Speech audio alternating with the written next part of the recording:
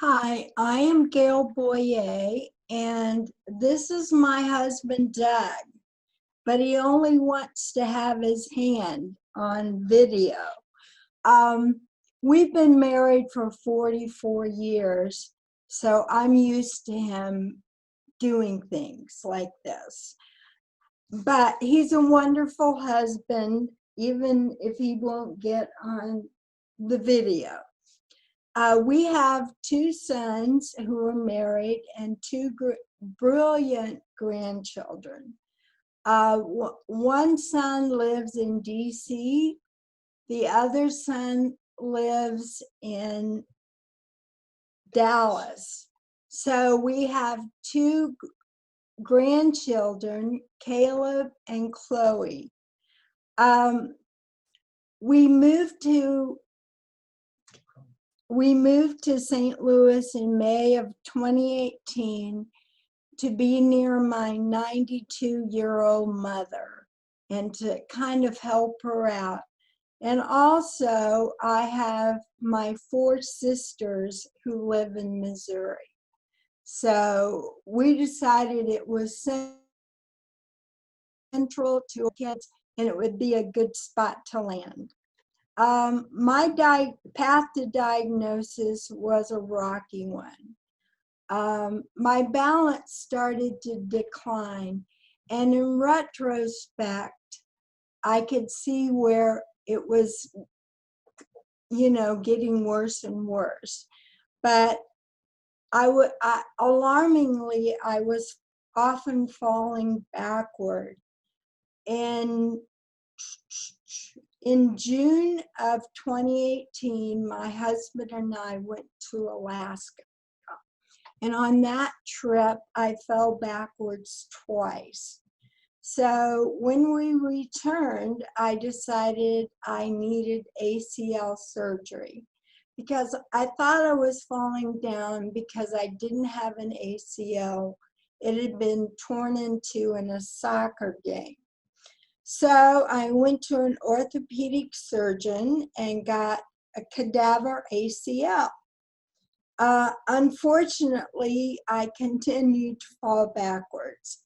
I ended up twice in the emergency room because I had serious injuries to my back.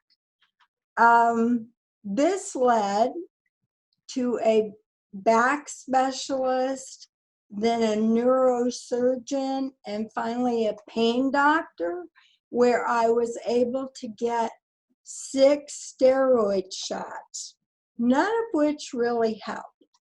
At this time, I was waiting to see a neurologist. It took me 6 months to get into a neurologist. I saw Dr. Silverman at St. Luke's, and on December 24th, I had an EMG. I was diagnosed with ALS. So that was quite the Christmas. My husband and I were both stunned. It was like being hit with a Mack truck. We were very familiar with ALS. My husband's boss in Pittsburgh had died of ALS, and one of our dear friends had been diagnosed 3 years earlier. We had participated in the Pittsburgh ALS Walk for 3 years. Once you're diagnosed with ALS, your life changes dramatically. My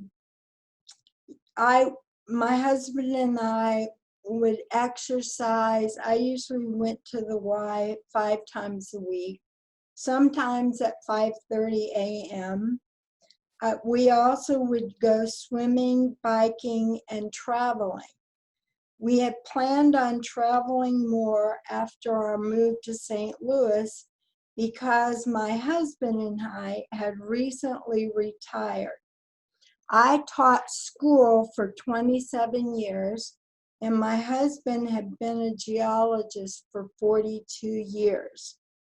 We also had planned on doing a lot more biking, and I had recently received a new bike as a birthday present. We had always been up for a new adventure and loved visiting our family. I am lucky because Dr. Hyatt at the ALS clinic says that I have this slow-moving ALS.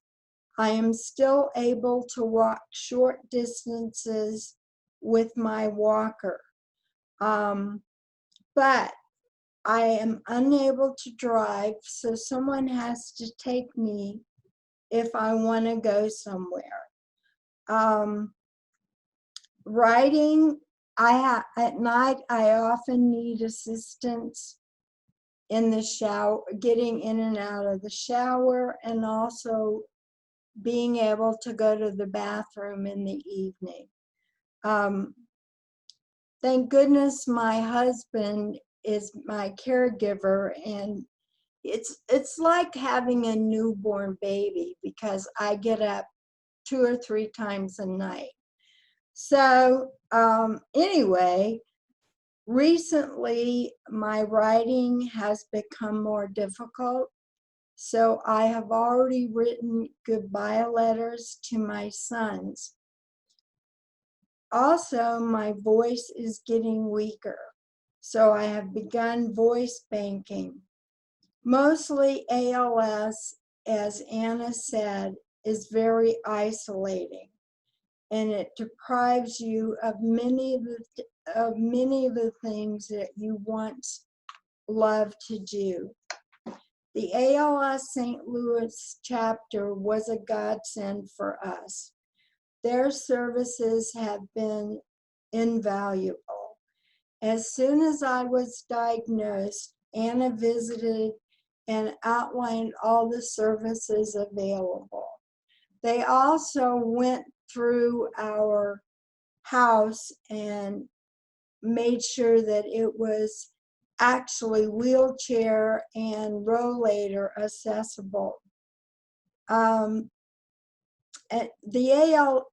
In every clinic I go to, an ALS representative is there with me. I have been loaned many things by the ALS in their closet. I have a bedside commode. I have a wheelchair. One of the things they told us, Anna said, and some of the other representatives, is you have to be ready for the next step. So early on, we got a wheelchair, but I had never had to use it. But in November, I fell again and I broke my hip. So thank goodness we had the wheelchair, because I was able to escape the rehab center, and Doug was able to bring me home for Thanksgiving. I was able to stay home about 6 hours, so that was wonderful. I have also been loaned a hospital bed and a bed cane. And the hospital bed, MDA and the ALS Association went together to try to find me this bed. And I still use it, not to sleep, but to help me get dressed. I also applied to Jane's Angels Fund, and they have helped me defray the cost of counseling. We have had many home visits, which we really appreciate. We have taken advantage of the home assistance program to give my husband relief around the house. Until I went through this list, I didn't really realize how helpful the ALS chapter has been. Okay.